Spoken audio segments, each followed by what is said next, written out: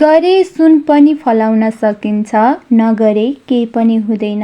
हजुरहरूले यो उखान त अवश्य सुन्नुभएको होला। Hello guys, welcome to my video. आज चाहिँ म बिहानै उठेर बाहिरी मौसम देखाउँदैछु।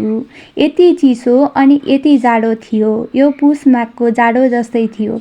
मलाई उठ्न मन लागेकै थिएन अनि म चाहिँ उठेर एक कप चिया, एक कप पानी पिएँ।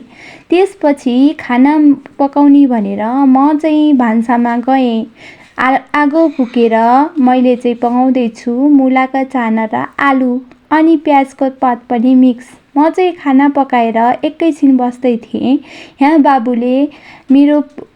बाबुले चाहिँ एक्जाम आएको मम्मी रुटिन टाँसिदिनु न भन्यो अनि म रुटिन सुटिङ टाँसेर बाबुलाई खाना दिएर खाएर बाबु चाहिँ स्कुल गयो।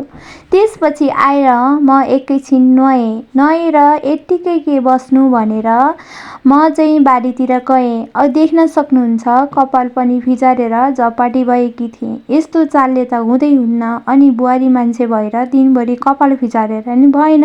अनि आज भोलि गर्ने काम आजै गरे किन र भनेर म चाहिँ कुनै सानो थियो र कुनै ठुलो थियो। हाँस्न पनि त कारणै छैन। यही नलगाएको भए यही पनि हुन्थेन। अनि म त्यही सोच्दै मुला काट्दैछु।